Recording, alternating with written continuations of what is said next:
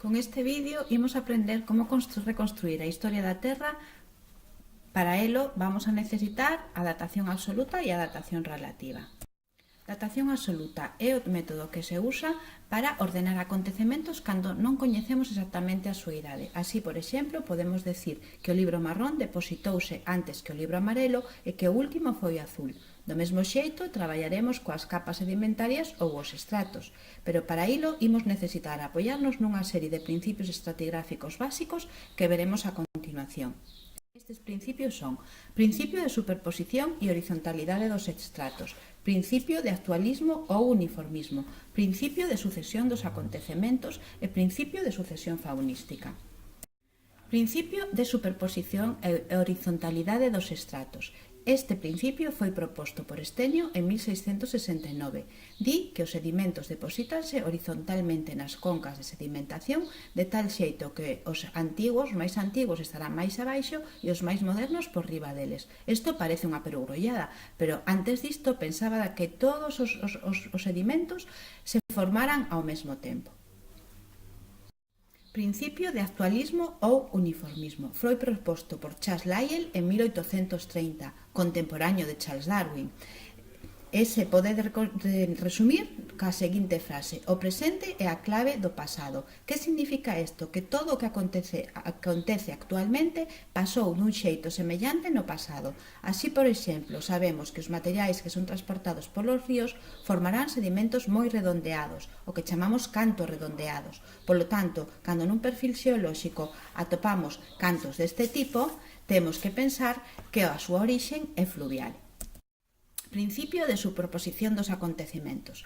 Un acontecemento xeolóxico é posterior aos estratos que afecta e anterior aos estratos que non afecta. Outra perugrollada, non? Se nos fixamos no diviso inferior, podemos decir que o primeiro que tivo que acontecer sería a sedimentación de todos esos estratos ou todas esas capas. Posteriormente, deberon de plegarse mediante accións ou esforzos tectónicos. E por último, acontecería a fracturación, a rotura, a fragmentación en bloques. Estamos, polo tanto, reconstruindo a historia destes materiais. Así, podemos concluir dicindo que o que corta é posterior ao que é cortado.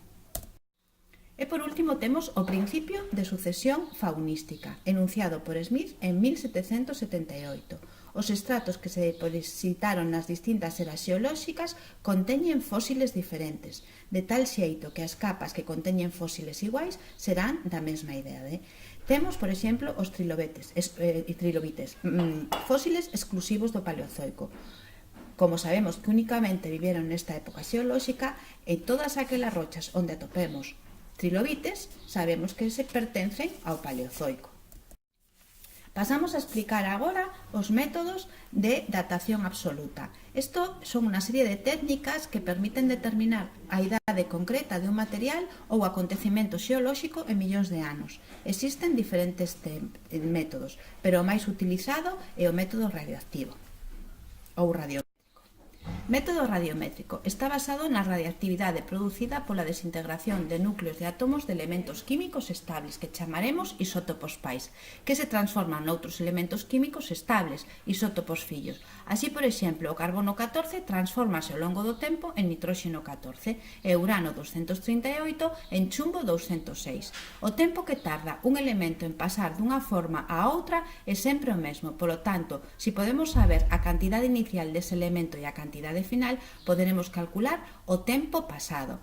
Así, na gráfica inferior podemos ver que no momento de formación da rocha está constituída 100% por isótopos pai e a medida que vai pasando o tempo vai empobrecéndose en isótopos pais e enriquecéndose en isótopos fillo. Con isto dá por terminada esta pequena presentación onde explicamos os métodos de datación absoluta e datación relativa. Xa sabedes, se tedes calqueira dúbida, en clase a resolvemos.